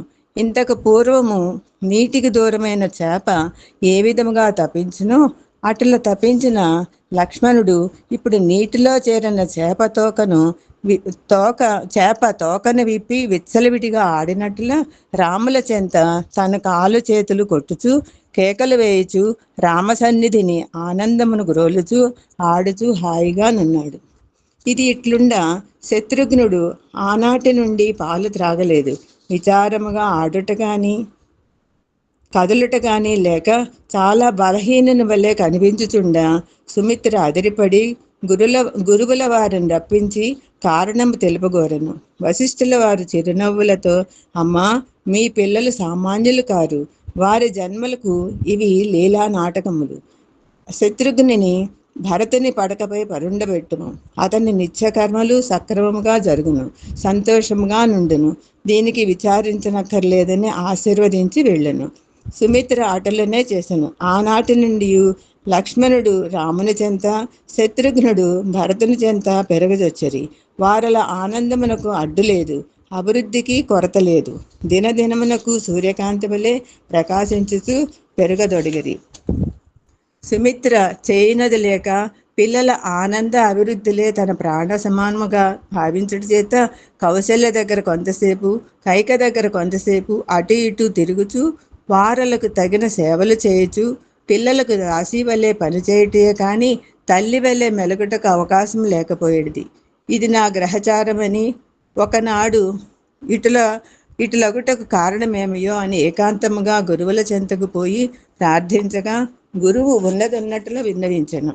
అమ్మా, లక్ష్మణుడు రామ అంశమందు అందలివాడు, శత్రుఘ్నుడు భరతుని అంశమందలివాడు అని మాత్రము చెప్పుతుండగానే సుమిత్ర అవునవును, నాకు ఈనాడు బోధపడినది, ధన్యురాలను అని నమస్కరించి వెళ్ళిపోయాను. ఆనాడు పాయసము గ్రద్ద తన్నుకొని పోగా రాజు కోపించునేమో అని కౌసల్యకును కైకకును తెలుప వారు సరళ సహన హృదయులై ఆమె పాయసమందు కొంత భాగము, ఈమె పాయసమందు కొంత భాగము నాకు అందించిరి. అవియే వారి వారి అంశములు కాకున్నా నాకు మాత్రమే ఇరువురు పుత్రులు కలుగుటకు కారణమేమి? ఇరువురి అంశములను భుజించితిని కనుక ఈ బాలురు ఇట్టి సంబంధమును పొంది ఉండిరి.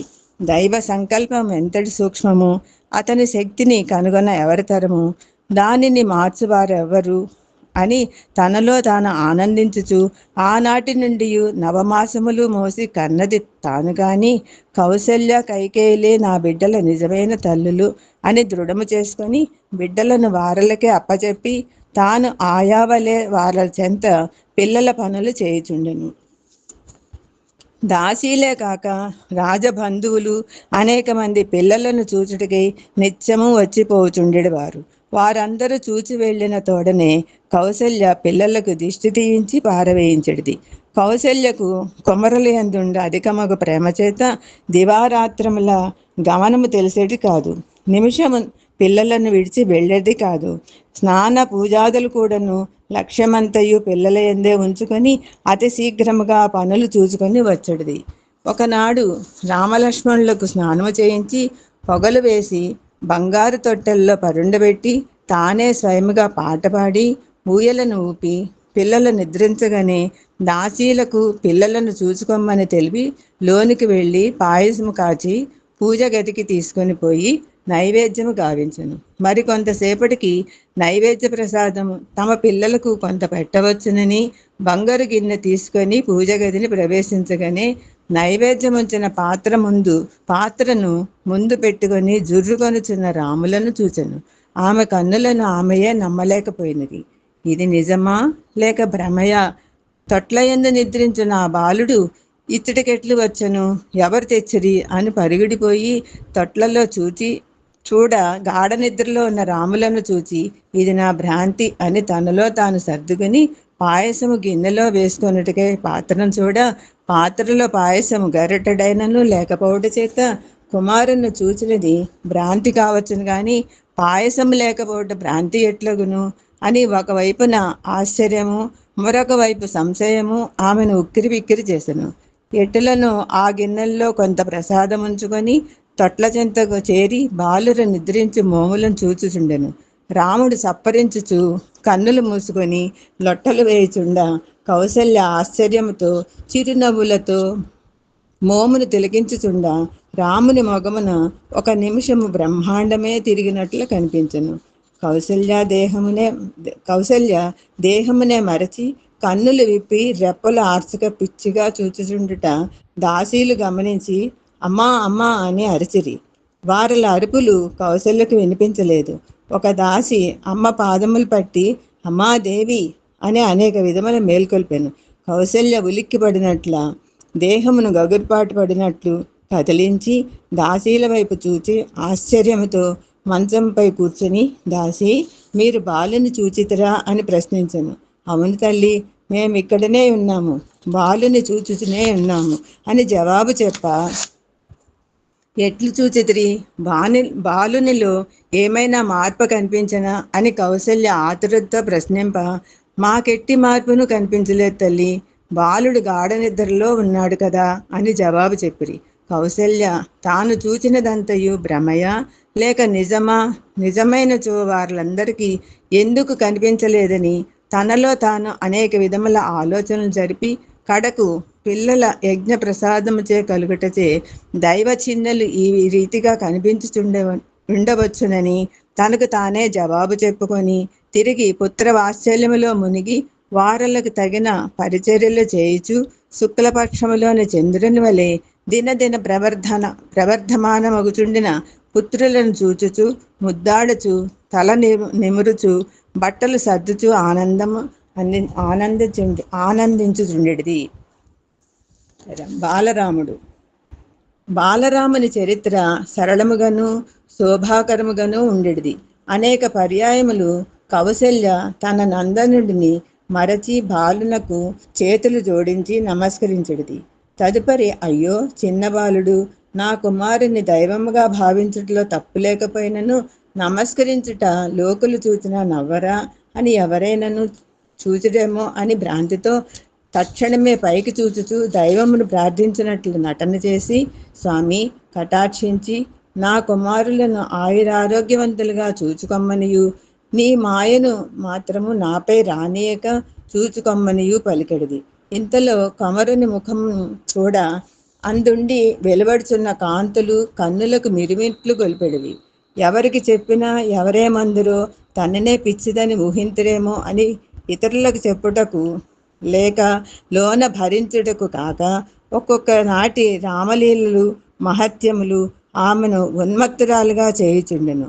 ఒకవేళ తన సన్నిహిత సోదరి అయిన సుమిత్రతో కానీ లేక కైకతో కానీ తెలిపిన తన కుమారుడు గొప్పవాడని ప్రదర్శించుటకై ఇట్టి కథలు కల్పించి మా కుమారులను ఏమీ శక్తి లేని వారులుగా చేయుచున్నదని భావింతురేమో అని వారలతో కూడాను చెప్పుటకు కౌసల్యాదేవి వెనుక ముందాడది.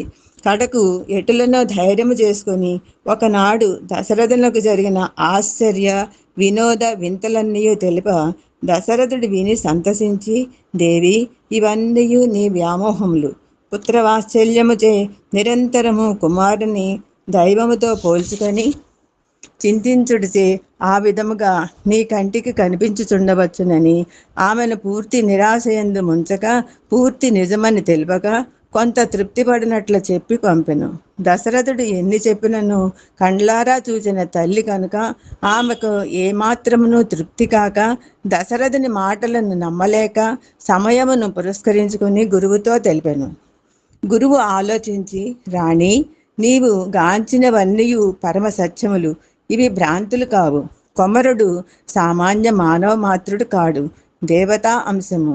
ఇది నీ జన్మజన్మల పుణ్యఫలము.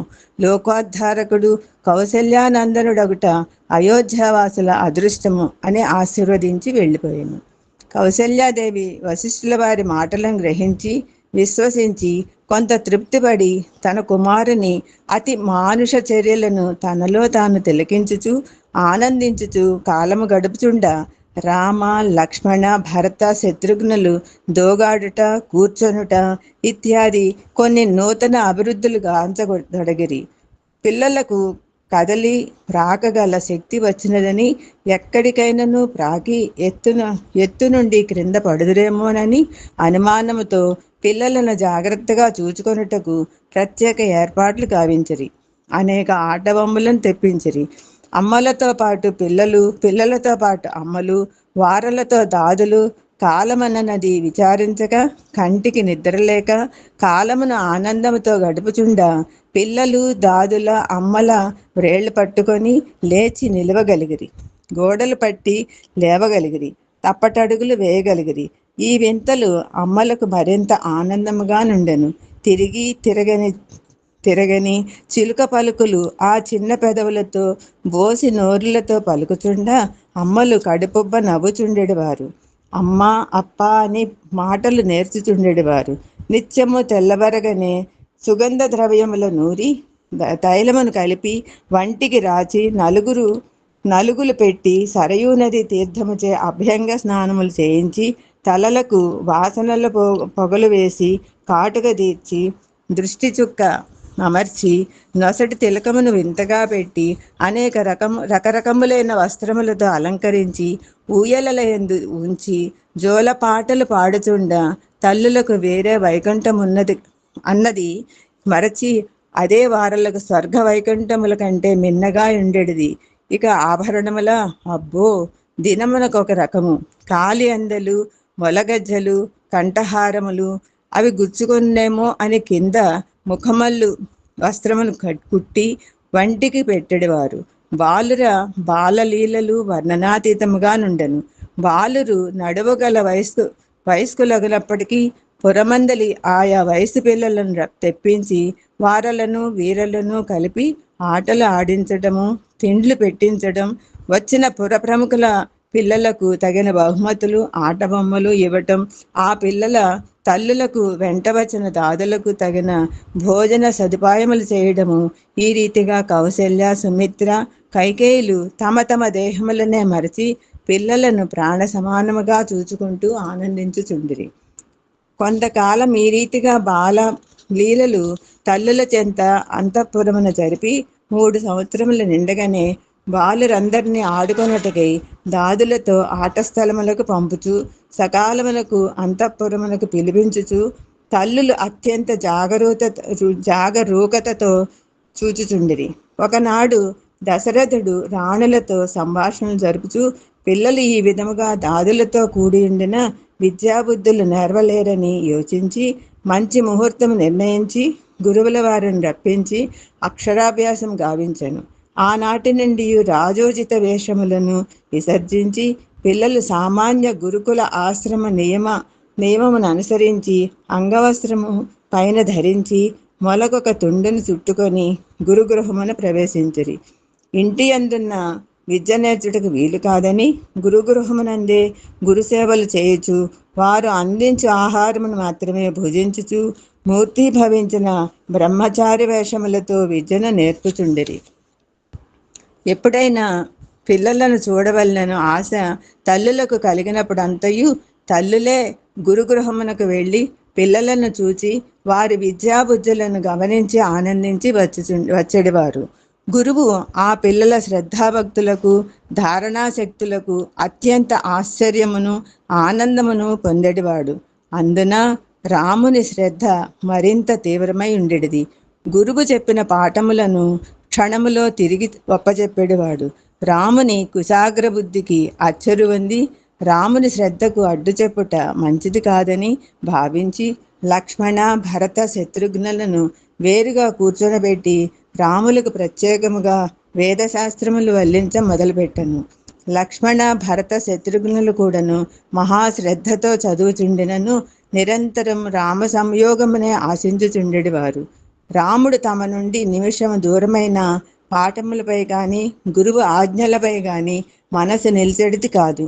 అందువలన వారు 1-2 తరగతులు వెనుక పడుచుండిరి. ఒక్కొక్క పరి మాకీ విద్యలు అక్కర్లేదు, రాముడొక్కడు మాతోనున్న చాలునని లక్ష్మణుడు నిర్భయముగా గురువుతో చెప్పేవాడు. రాముడన్న లక్ష్మణుడికి అమిత ప్రేమము. వారిరువురు సంబంధము అప్పుడప్పుడు గమనించుచు గురువుల వారు తమలో తాము ఆనందించుచుండేవారు. వారు నిజముగా నరనారాయణులే అని అనడివారు వశిష్ఠుల వారు. ఈ రీతిగా ఆ దివ్య బాలురు గురుగృహమున సర్వ సౌఖ్యములను త్యజించి గురువాజ్ఞను అనుసరించి వినయ విధేయతలతో విద్యలను అతి స్వల్ప కాలమునందే పూర్తిగా గావించరి. ఒకనాటి సాయం సమయమున దశరథుడు మంత్రితో కూడి గురుగృహమునకు వెళ్ళి వేదమును వల్లించుచున్న పుత్రరత్నములను చూచి వారి ముఖారవిందముల నుండి వెలువడు ముత్యముల వంటి స్పష్ట పదములను విని పట్టలేని ఆనందమును పొందెను. తన కుమారులు ఈ స్వల్ప కాలములోనే ఇంత అభివృద్ధిగాంచిరని సంతసించెను. ఇంతలో రాముడు లేచి వచ్చి తండ్రికి నమస్కరించెను. అతను చేసినది చూచి మిగిలిన ముగ్గురు సోదరులు తండ్రికి నమస్కరించి నిలబడిరి. గురువుగారు రాజును సమీపించి రాజును మంత్రిని తగిన ఉన్నతాసనం పైన చర్మాసనములపై కూర్చొనమని కోరెను. రాజు కుమారులు విద్యా విషయమై ఎంతవరకు అభివృద్ధిగాంచురో ఆ విషయములను గురువుతో ముచ్చటించుట ప్రారంభించెను. వారి సంభాషణలను వినరాదను సూచనగా రాముడు తన గ్రంథములను తీసుకొని గురువాజ్ఞను బడసి తన గదికి వెళ్ళెను. ప్రతి విషయమునందును రాములను అనుసరించి సోదరులు కనుక అతని మనసును గ్రహించి ముగ్గురు సోదరులు వెళ్ళిపోయిరి. వారు తమ సంభాషణ గ్రహించి అనుసరించి రామచర్యను వశిష్ఠుల వారును దశరథుడును గ్రహించి పిల్లల క్రమశిక్షణకు ఎంతో పొంగిపోయిరి. వశిష్ఠుల వారు ఆనంద హృదయముతో, మహారాజా, తమ పుత్రులందును సమస్త విద్యలందును పారంగతులైరి. రాములకు సర్వశాస్త్రములు కూడాను తెలియను. అతడు సామాన్యుడు కాడు. నేను వేదశాస్త్రములు చెప్పుటకు మొదలు పెట్టగానే తనకు దీనికి పూర్వమే తెలిసినట్ల పన్నములను అందుకొనేవాడు. వేద పురుషులకే ఇది సాధ్యము కానీ సామాన్యులకు చేత కాదు. పోని వేదము ఒక గ్రంథమైనను అయి ఉండినా ఎప్పుడైనాను విరామ సమయమును చదివేనేమో అని తలంచుటకు వేదం గ్రంథము కాదు. గురు శిష్య పారంపర్యమైన ఒకరు చెప్పుచుండా మరొకరు విని అనుసరించవలసినదే కానీ చదువునట్టుది కాదు. వినికిడితో నేర్వవలసిన విద్య కనుకనే దీనిని శృతి అని కూడాను అందరు. అట్టి పవిత్ర పరమాత్మ శ్వాస సమానమైన వేదమును కొన్ని నెలల్లో పూర్తి గావించిన వారిని నేను ఇంతవరకు చూడలేదు. చూచుటేమిటి, ఈ చరిత్ర యందును ఇట్టి వారు ఉండరని వినలేదు, చదవలేదు. మీ కుమారుని ఇట్టి అమానుష చర్యలు అనేకము, ఎన్నని నుడవగలను. మహారాజా, ఇట్టి పిల్లలు నా శిష్యులగట నా తప ఫలమే కానీ వేరు కాదు. ఇక వారు నేర్వగలిగిన విద్యలేమీనూ లేవు. రాజధర్మం అనుసరించి ఇక అస్త్ర శస్త్ర విద్యలు నేర్వవచ్చునే కానీ నా చెంత ఉండి తెలుసుకొను విద్యలు పూర్తి అయినవి. ఈనాడు ముహూర్తము కూడాను మంచిదిగా ఉన్నది. వచ్చిన తమరు ఒకే పరి పుత్రులను వెంట పెట్టుకుని వెళ్ళుట మంచిది అని వశిష్ఠుల వారు సెలవీయగానే తక్షణమే పుత్ర వియోగముతో బాధ నొందుచున్న దశరథుడు ఆనందమును పట్టలేక నేత్రముల నుండి బిందువులు జలజలా రాలి ప్రక్కనే ఉన్న సుమంతునితో తెలిపి రాజభవనమునకు వెళ్ళి రాణులకి వార్త తెలిపి గురుదక్షిణగా పిల్లలు గురువునకు చెల్లించవలసిన కానుకలు తీసుకొని రమ్మని పంపెను. సుమంతుడు కూడాను ఆనందముతో అతి వేగముగా రాజభవనమునకు వెళ్ళి విషయమును తెలిపి కానుకలు తీసుకొని అనుకున్న దానికంటను శీఘ్రముగా వచ్చెను. అంతలో పిల్లలను పిలిపించి తమ తమ సామాన్లు సిద్ధము చేసుకోమని గురువు ఆజ్ఞ చేసెను. అన్నయూ సిద్ధముగా చేసి రథమునకు పంపిరి. తండ్రి ఆజ్ఞను అనుసరించి రామ లక్ష్మణ భరత శత్రుఘ్నులు గురుపూజ చేసి కానుకలు అందించి నమస్కరించి గృహమునకు వెళ్ళుటకు అనుజ్ఞ కోరిరి. మహర్షి ఆ పిల్లలను తన హస్తములలో చేర్చుకొని శిరస్సులను ముద్దాడి ఆశీర్వదించి వారలను వీడలేక కన్నుల నీరు తిరిగా ఎటలనో పొంగివచ్చు దుఃఖమును అరికట్టుకొని సెలవిచ్చెను. అంత పిల్లలు గురువుగారితో రథము వరకు వచ్చిరి. అందరూ రథములో ఆసీనులైరి. రథము కదలెను. పిల్లలు హస్తములు జోడించి గురువునకు నమస్కరించుచు వారు కూడాను కంటిధారలు కార్చిరి. అది చూచి దశరథుడు గురు శిష్యుల సంబంధమును అర్థము చేసుకొని తనలో తాను ఆనందించుచు భవనము చేరిరి. గురువు భారమైన హృదయముతో గృహమున ప్రవేశించును. ఎటు చూచెనను అతనికి దీపము లేని ఇల్లు వలె అంధకారము కనిపించెను. దీనిని ఈ రీతిగా చూచుచూ విచారించిన ఇదొక మోహముగా మారగలదని గ్రహించి ఆ అనుభూతులను మరచుటకే ధ్యాననిష్ఠుడాయను. అంతలో బాహ్య భ్రాంతి వీడి అంతరానందమున మునిగి ఆ బాలురు నలుగురు ధర్మ, అర్థ, కామ, మోక్ష స్వరూపులనియు లోకమున ఈ నాలుగింటిని బోధించి నిలబెట్టుటకే అవతరించిన దైవమూర్తులనియు గ్రహించి ఆనందించెను. రామ, లక్ష్మణ, భరత, శత్రుఘ్నులకు విద్యాభ్యాసము పూర్తిగా అయినదని దశరథుడు తలంచి ఇక రాజవిద్యను అభ్యసించ చేయనించి ప్రవీణులైన వీరులను పిలిపించి వారులకు అస్త్ర శస్త్ర విద్యలను నేర్పించ ప్రారంభించెను.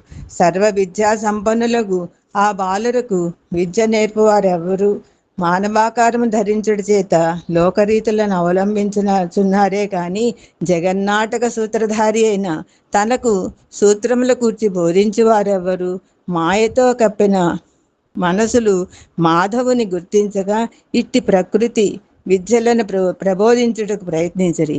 లోక సంరక్షణకే అవతరించినప్పుడు లోకము యొక్క పోకడలను అనుసరించవలసి ఉండును. మానవాతీతమైన ప్రవర్తనలు సలిపిన ప్రజలు వాటిని అనుసరించజాలరు. ప్రజలకు ఆచరణయోగ్యమైన మార్గములందు బోధనలు సలుపుతూ వచ్చిన సులభముగా ధర్మరక్షణ కాగలదు. అందువలన రాముడు నివురు కప్పిన నిప్పు వలె, పాచి కప్పిన నీరు వలె, మేఘములు చుట్టుకొన్న చంద్రుని వలె, సామాన్య బాలుని వలె మెలుగుచుండెను. మిగిలిన సోదరులు అన్న అడుగుజాడలను అనుసరించుచున్నారు. అస్త్ర శస్త్ర విద్యలను నేర్పుటకై నియమించిన ప్రావీణులకు తెలియని శక్తియుక్తులు కూడాను రామలక్ష్మణులు ప్రయోగించుట చూచి గురువులు తమలో తాము ఆశ్చర్య భయములు నొందడివారు. సాయిరామ్ అండి. సాయిరామ్. సాయిరామ్ సార్. సాయిరామ్ అండి. శ్రీరామచంద్రుడే సాయిరామునిగా తన దివ్య చరిత్రను రాసిన ఈ పవిత్ర గ్రంథమును చదివే అవకాశం కలుగజేసిన సాయిరామునికి, ఈరోజు నాకు అవకాశం కలుగజేసిన శ్రీ లక్ష్మీనారాయణ సార్ గారికి, వరలక్ష్మి మేడం గారికి, గురుతుర్యులు శ్రీ కోటేశ్వర మాస్టర్ గారికి హృదయపూర్వక పాదాభివందనములు, ధన్యవాదం తెలుపుతున్నానండి. సాయి కుటుంబ సభ్యులందరికీ ప్రేమపూర్వక సాయిరామ్. సాయిరామ్ సార్.